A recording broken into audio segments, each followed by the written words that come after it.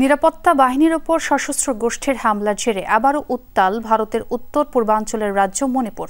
শুক্রবার কেন্দ্রীয় বাহিনীর কনভয়ে অতর্কিত হামলা চালায় সন্ত্রাসীরা। এতে ঘটনাস্থলেই আসাম রাইফেলসের 2 সদস্য নিহত হন, আহত হন আরও 5 জন। এই ঘটনার পরপরই এলাকা জুড়ে অভিযান চালায় যৌথ বাহিনী। দোষীদের যে কোনো মূল্যে বিচারের মুখোমুখি করার ঘোষণা দিয়েছে কর্তৃপক্ষ। সশস্ত্র গোষ্ঠীগুলোর সাথে নিরাপত্তা বাহিনীর সংঘর্ষকে কেন্দ্র করে গেল কয়েকদিন ধরেই উত্তপ্ত মণিপুর পরিস্থিতি। এরই মধ্যে এবার কেন্দ্রীয় বাহিনীর ওপর হামলা হলো সংঘাতময় রাজ্যটিতে। স্থানীয় সময় সন্ধ্যা নাগাদ ইম্ফল থেকে বিষ্ণুপুর জেলার দিকে রওনা হয় আসাম রাইফেলসের কনভয়।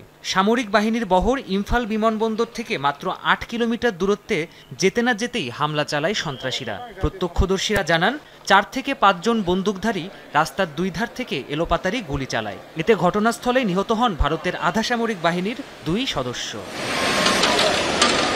হামলার পর দ্রুত ঘটনাস্থলে পৌঁছায় ভারতের নিরাপত্তা বাহিনীর সদস্যরা। পরিস্থিতি নিয়ন্ত্রণের পাশাপাশি জড়িতদের আটক করতে শুরু হয় তল্লাশি অভিযান। মণিপুরে শান্তি স্থাপনের সব রকম প্রচেষ্টা চালাচ্ছে নিরাপত্তা বাহিনী। এর মাঝে এই হামলা চালানো হয়েছে। সামাজিক যোগাযোগ মাধ্যমে দেয়া এক বিবৃতিতে জড়িতদের কঠোর শাস্তির হুঁশিয়ারি দিয়েছে মণিপুর গভর্নরের কার্যালয়। এখন পর্যন্ত হামলার দায় স্বীকার করেনি কোনো সশস্ত্র গোষ্ঠী।